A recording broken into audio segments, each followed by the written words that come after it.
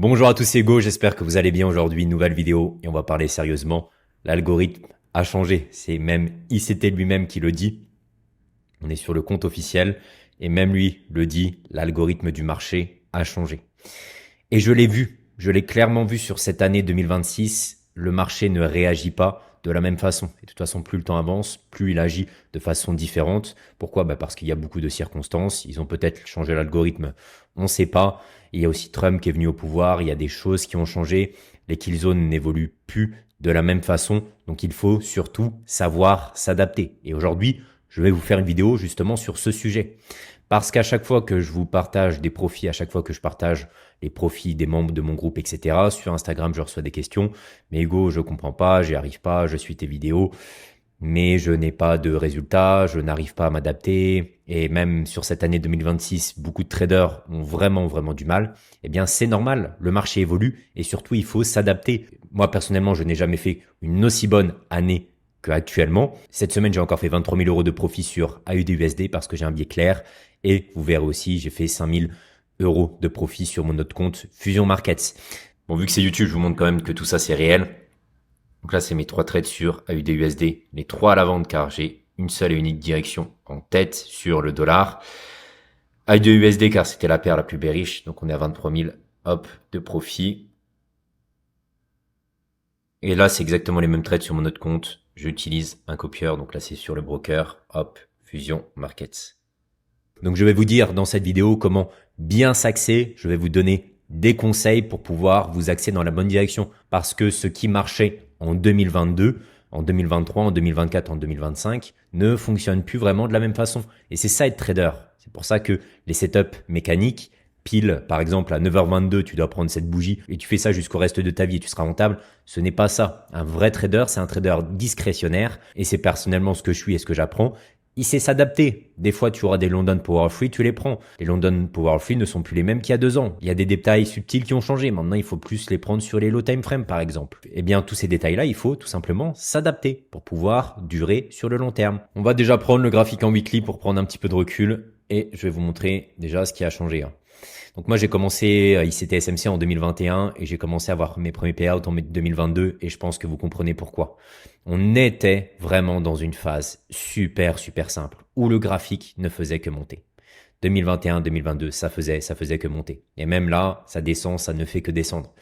Au final, tu avais juste globalement à acheter que les retracements et tu avais une seule et unique direction. Donc chaque semaine, tu allais chercher quasiment toujours le même biais, toujours les mêmes targets. Ici, tu prenais que des supports au time frame, ici que des résistances au time frame et ça marchait.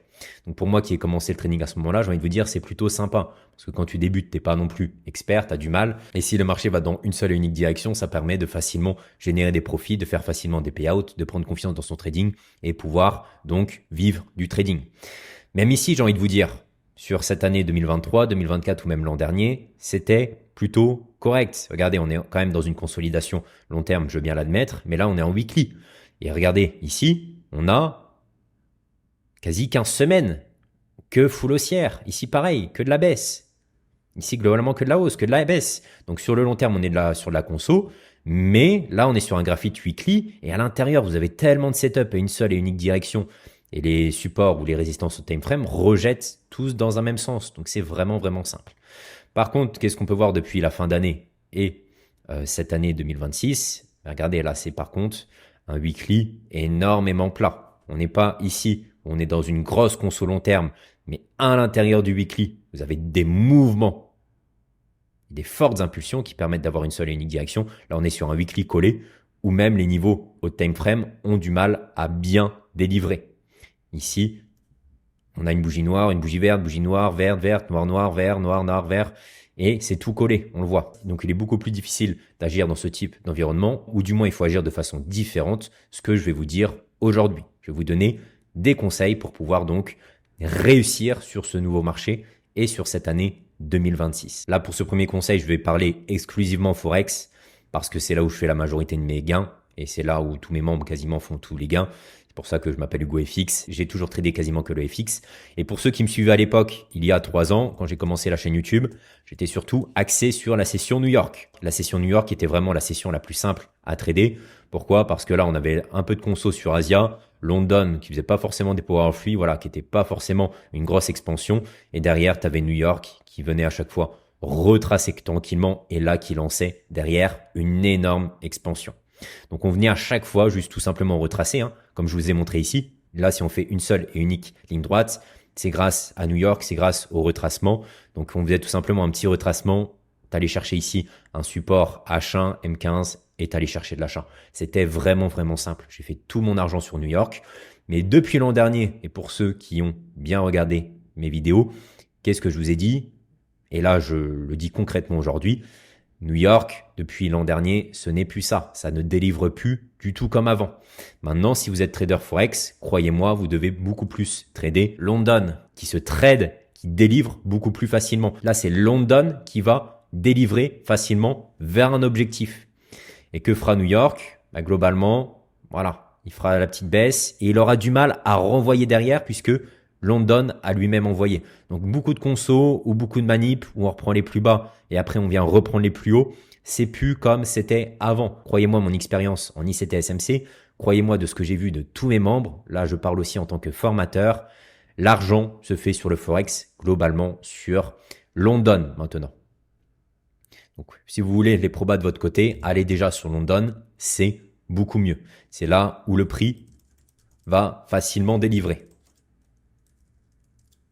Et surtout, ce qui est très important en trading, et ça c'est un point que je veux faire ici, beaucoup se posent la question, mais comment bien prendre position? Comment ci, comment ça? La chose la plus simple, c'est d'avoir une target super évidente. C'est d'avoir des liquidités super évidentes, parce que si tu sais où le marché va délivrer, eh bien tu auras juste à prendre position sur un niveau de support, ici, dans cette zone, peu importe ce que tu prends, fair value gap, order block, breaker block, tout ce que tu veux, tout ça, c'est du détail. Ce que le prix et ce que le marché va faire, il va juste délivrer dans ce sens parce que tu as une liquidité. Donc, quand tu trades en face des graphes, dis-toi, est-ce que j'ai une target évidente? C'est vraiment la meilleure phrase à se dire. Est-ce que j'ai une target évidente? Je vais te montrer mon setup, par exemple, sur AUD/USD. Hop. Ça, c'est mon setup. Regarde.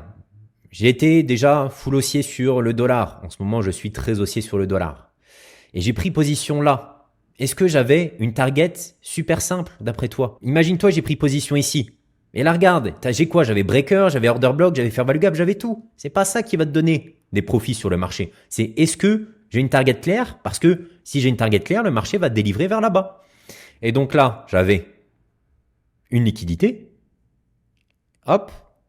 Et là, j'avais aussi, bien sûr, je vais enlever ça. Ici, cette trade line. Tu vois? Ici, là. Donc là, je suis là, j'ai une trade line, j'ai une liquidité, et là, j'ai une énorme liquidité. Donc là, on avait même de la SMT avec le dollar. J'ai même pris position ici. J'ai repris position là, et cette fois-ci, je suis allé chercher la pleine target. Donc encore une fois, quand tu es ici, regarde, on voit tout, hein. Ici, tu as ton order block, on clôture ici en dessous. On vient le retester ici, cette zone d'order block. Et ensuite, tu peux donc aller chercher de la baisse. Donc ça, c'était le premier conseil. C'est déjà, si tu peux te le permettre, sur le Forex, va trader la session London. Si tu trades les indices américains, tu trades bien sûr la session américaine. En fait, tu trades là où il y a le plus de flux, là où il y a le plus de direction claire. Sur le Forex depuis l'an dernier, encore plus sur cette année, c'est London. Et sur les indices américains, c'est bien sûr toujours la session New York, l'Open New York à 3h30. Ça, c'était mon premier conseil. Et je pense, si vous tradez activement sur le marché, vous avez dû voir aussi que maintenant, les marchés, ils bougeaient fortement vers 17-18 heures. Chose qui n'arrivait pas avant sur le Forex. Le Forex, 17h, 18h, c'était fin de journée, ça ne bougeait plus, ça consolidait. Maintenant, et je pense que vous l'avez vu, on a d'énormes mouvements à 17-18 heures. Des mouvements qu'on n'avait pas avant. Regardez ici. Regardez, je suis sur le dollar en direct, hein. Hop. Il est 21h, on relance encore de l'expansion. Il est 17h, regardez, on fait limite la plus grosse expansion de la journée. Derrière, on renvoie encore de l'expansion. Alors qu'à l'époque, vous pouvez être sûr que là, il est 17h, ça consolide, ça ne bouge plus. Donc là, on a même de la nouvelle expansion, ce qu'on pourrait appeler tout simplement la Trump Kill Zone. Donc il faut aussi savoir s'en servir de la bonne façon. Si vous avez une direction claire et une belle liquidité, regardez ce qu'on avait ici. On avait laissé des equals high. Donc vous pouvez par exemple laisser votre trade là. Regarde. Tu vois? Hop, ici, il est 16h45. Et tu peux, alors que c'est fin de kill zone, alors c'est fin de kill zone, mais tu peux encore aller chercher un nouveau trade. Parce que, encore une fois, pose-toi la question que je t'ai dit avant. Est-ce que tu as une target claire sur le marché? Tu as des equals high, la meilleure liquidité sur le marché. On revient dans des niveaux précis. Tu arrives, tu reviens en discount, tu prends ton busy. Hop, ici, tu reviens, pleine zone OTE. Et même, je vais te mettre mon indicateur, tu verras. Vous voyez, là, c'est pas une vidéo où je vous apprends un concept. Là, c'est vraiment une globalité. On comprend le marché ensemble. C'est très important. Regarde, là, si je te mets les kill zones. Donc là, c'est fin de kill zone. Mais regarde, ça, c'est le dollar. Et là, je te mets EU. Est-ce que tu vois la subtilité? Ici, on a même de la SMT divergence.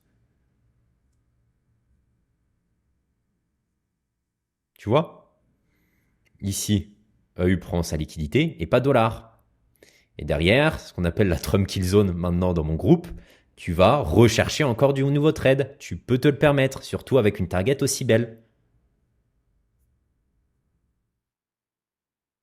Donc là, on prend les hauts de la session London. Et là, regarde ce qu'on fait sur le dollar. On ne prend pas les bas de la session London. Donc divergence qui nous indique que le dollar est très fort et donc qui va envoyer une nouvelle hausse. Et derrière sur EU, tu peux prendre un trade. Par exemple, il y a des gens de mon groupe qui l'ont pris. Fein, voilà, exactement comme il faut, bien protégé. Tu quittes à la fin, tu vas chercher tes risques et rewards et tu en as assez. Ici pareil, Célian qui a pris le setup sur les plus petits time frames, etc. Donc si tu as une target claire, tu peux, alors qu'à l'époque ce n'était pas possible, aller chercher du mouvement même plus tard dans la journée. Et regardez là, globalement, cette journée d'hier résume parfaitement tout ce que je vous ai dit jusque-là. On a ici la session asiatique, bon, elle qui ne change pas. Derrière, on a London qui délivre parfaitement dans une seule et unique direction après un power en free qui vient prendre ici la liquidité. Et New York qui fait rien de fameux. On commence New York ici. Au final, c'est à l'inverse du biais. On va plutôt à la baisse et sur la fin, on consolide quand même pas mal. Et ce qui relance le nouveau mouvement, c'est cette fameuse Trump Kill Zone à la fin de la session New York qui renvoie encore une nouvelle fois le marché. Donc là, on est vraiment sur ce que je vous dis et avec ici, entre guillemets, la nouvelle Kill Zone à 17-18 heures et surtout London qui délivre beaucoup mieux dans le sens du biais, dans une seule et unique direction, alors que New York, là, par exemple, beaucoup seraient allés chercher peut-être ici l'OB pour aller chercher de la continuation, mais ce n'est plus ce qu'il faut faire sur le Forex. Et là, c'est vraiment le point principal que je veux souligner dans cette vidéo. On est quand même actuellement dans un environnement de low time frame. Et c'est ce que je trade, et c'est ce qu'on trade dans mon groupe. On est maintenant beaucoup plus sur les low time frame, beaucoup plus sur le M15, M5 ou même M1. Pourquoi? Eh bien, regarde, je vais te montrer le weekly, tu auras ta réponse. On est dans des environnements très collés. On est dans des environnements où même le 4 heures a du mal à délivrer. Ici, on envoie une forte baisse, donc nickel, on vient prendre la liquidité. Mais tu vois, on va pas créer une forte expansion à la baisse. Directement, on se retourne. Et là, on renvoie une nouvelle hausse. On est quand même sur des mouvements qui sont assez collés, même sur les hauts time frames. Donc, des fois, ça va bien délivrer. Mais ça, c'était vraiment ce qui se passait à l'époque, en 2021, 2022, 2023. C'était que comme ça. On n'avait pas ce type d'environnement très collé. Donc là, quand les environnements sont très collés, qu'est-ce que ça veut dire? Ça veut dire que c'est un environnement de low time frame. Parce que si tu vas chercher du H1 ou du H4, qu'est-ce qui va se passer? Ben là, par exemple, tu as un busy, hop. Donc déjà, ta target est super loin. Et surtout, vu que tu es dans un environnement collé, on viendra prendre ton stop. Et derrière, ça va délivrer du bon sens. Parce que c'est des environnements seek and destroy, long terme. Et en plus, derrière, si jamais tu viens prendre position, je sais pas, ici, bah, tu peux pas aller chercher du gros risque-reward, si tu es bien protégé. Parce que derrière, ça va se retourner et au final, tu vas faire BE. Donc là, on est vraiment dans des environnements low time frame. On est vraiment dans des environnements de, par exemple, London Power Free sur du M5. Comme par exemple ici, où on prend ici le bas de la session asiatique. Et London fait énormément ça cette année. Et derrière, dès lors qu'on lance le premier displacement, tu viens prendre du trade. Et là, tu auras une seule et unique direction. Et là, tu auras un beau risque-reward. Pourquoi? Parce qu'on est sur les low time frame. N'oublie pas que là, j'ai un beau mouvement 4 heures. Mais moi, je vais agir juste sur la petite hausse ici. la hausse qui délivre dans une seule et même direction. Donc on est clairement, et ça peu importe les actifs, même sur le Nasdaq, donc on est vraiment dans des environnements, le time frame, donc des environnements avancés. Il faut beaucoup plus de confirmation. En fait, on est dans un environnement qui délivre moins bien et surtout beaucoup plus dangereux. C'est pour ça que je vous dis que c'est un environnement low time frame. Pareil, avant, à l'époque, on avait toutes les grosses annonces économiques que vous connaissez. Je vais prendre par exemple NFP. Voilà, ce genre d'annonce économique qui, à l'époque, envoyait 100 pips sur le marché en une seule et unique direction. Maintenant, ça ne fait plus rien. Pourquoi? Parce que maintenant, tout est autour de Trump et de la guerre. Et le problème, c'est que c'est des tweets qui envoient le marché. C'est des sentiments. Ce n'est plus comme avant où on était sur quelque chose de rationnel, où c'était les belles annonces économiques, où on regardait l'inflation, etc. Là, c'est vraiment selon le bon vouloir de Trump, selon le bon vouloir, surtout en ce moment, de la guerre. Et donc, on est dans des environnements incertains et dangereux. Donc, raison encore plus valable de ne pas aller trader le 4 heures, le daily, le 1 heure, où tu vas trop en demander du marché. Ça se tombe, tu vas avoir un tweet de Trump qui va cramer ton compte ou des choses comme ça. Non, là, on est vraiment dans des conditions spécial au time frame, tu rentres, tu sors, tu fais tes profits, merci, au revoir, je reviens le lendemain. Ici à l'intérieur, tu as ta kill zone, tu vois, mais t'en demandes pas trop du marché. Tu rentres début de kill zone, tu reviens le lendemain. On est sur des environnements low time frame. Là, on est même sur du M5, sur du M15, on n'a rien. Sur du M5, tu as sûrement ici un breaker. Donc même sur le Nasdaq, on va aller voir le Nasdaq sur les hauts time frame. Regarde, même ici, ton H4 est collé. Tu peux pas aller chercher des grosses time frame. Il faut vraiment aller chercher des low time frame. Si je dézoome, on est vraiment sur un environnement comme ça. Alors que même le Nasdaq, si je reviens 2024 ou 2023, 2021, regarde. Tu vois, ton H4, il va dans une seule et même direction. Donc, est-ce que l'algorithme a vraiment changé? Je ne sais pas. Mais en tout cas, les bougies et le marché, lui, a changé. C'est certain et ça se voit. Il ne faut pas trader de la même façon. Donc, adaptez-vous sur les low time frame. Allez chercher beaucoup plus de confirmation. Donc, sur les low time frame, il faut aller chercher beaucoup plus de confirmation.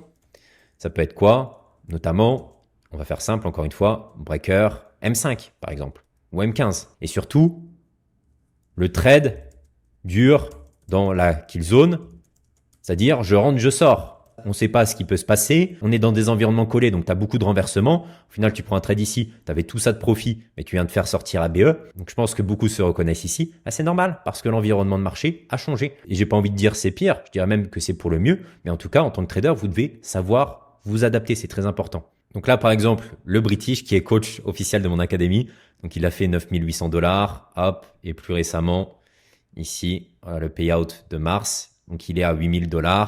Il va avoir la max allocation FTMO. Eh bien, je vais vous montrer ces setups. On est vraiment, voilà, sur du low time frame. On est sur du M5. Une seule et unique direction. Il est ici dans la session London.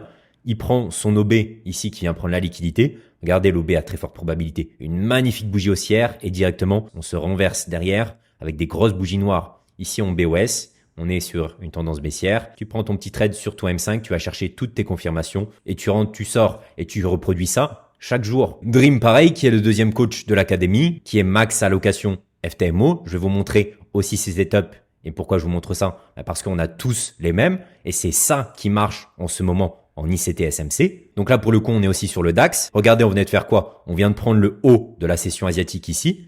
Il attend ses confirmations et il vise bien sûr le bas de la session asiatique. Et ici, une liquidité. Et derrière, il sort. Et regardez, la sortie ultra précise. Parce que derrière, ça se retourne. C'est ce que je vous disais. Et je pense que en regardant cette vidéo, vous venez peut-être, et je l'espère, j'étais là pour vous aider, de comprendre qu'il ne faut pas aller chercher des gros risk reward dans ce type d'environnement. Vous avez beaucoup de retours. Et donc là, regarde, tu quittes par exemple avec tes 2R. Merci, au revoir, je reviens le lendemain. C'est ça que je veux vraiment vous dire dans cette vidéo. C'est un environnement, encore une fois, de low time frame où tu vas aller chercher beaucoup plus de confirmations. BB, CISD, etc. Ce qui te permettra donc de générer des profits. C'est ce qui marche actuellement, crois-moi. C'est comme ça que je fais mes profits en ce moment. C'est comme ça que mon académie font ses profits. Je voulais vous faire cette vidéo ici sur YouTube que je jugeais importante car les marchés ont changé, il faut l'admettre, et j'ai envie de vous guider justement vers cette bonne direction, vers la direction des setups qui marchent et de comment faire de l'argent en trading. J'espère en tout cas vous avoir aidé. J'espère que cette vidéo vous a plu. Je vous invite à vous abonner, à liker. C'était Hugo, salut.